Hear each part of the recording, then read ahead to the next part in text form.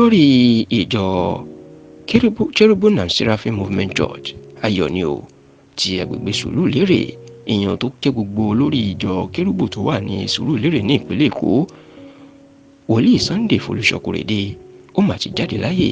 lẹ́ni ọdún 73 73 years of age. Ọjọ́ àìkú ìyẹn ọjọ́ Sunday ọjọ́ 26 oṣù kọkànlá ọdún yìí ìní wòlíì Sunday Folúṣọkòrédé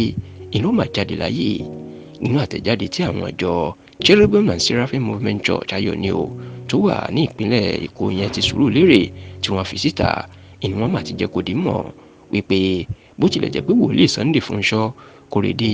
ó ní olórí akọrin ìjọ náà, ṣùgbọ́n tí wọ́n ní wọ́n ti padà yàn gẹ́gẹ́ bí wòlíì àgbà àti olórí ìjọ sayonio yan Kerubu sayonio tó sì ní bàbá náà ó ti jáde láyé báyìí, bó tilẹ̀ jẹ́ pé wọn kò sọ irú ikú tó pa á. Níṣẹ́ làríwó ń rà sọ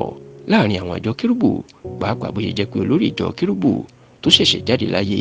ìyún wòlíì Adéfìlà Abísóyè tó ṣẹ̀ṣẹ̀ jáde láyé láìpẹ́ yìí, lẹ́yìn tó jáde ní wòlíì Sunday Folúṣọkòrédé náà tó jáde láyé o. Ohun tó wá jẹ́ káríwó sọ ni pé ọmọ ìlú òmùaran kan náà ìyẹn ní ìpínlẹ̀ Kwara ìní wòlíì Sunday Folúṣọkòrédé tó ṣẹ̀ṣẹ̀ kú yìí o, àti olórí ìjọ Kerubu pátápátá ìyẹn wòlíì Abísóyè Adéfìlà tó sì jẹ́ wípé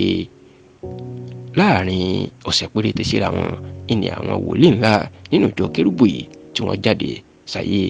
jáde láyé láàrin ìjọ Kerubu.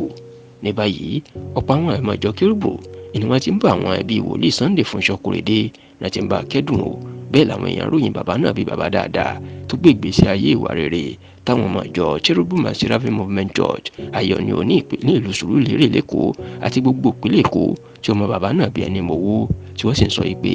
àwọn yóò mọ rírì ikú ẹ̀ nítorí ipò ńlá ló ń kó nínú ìjọ Kerubu.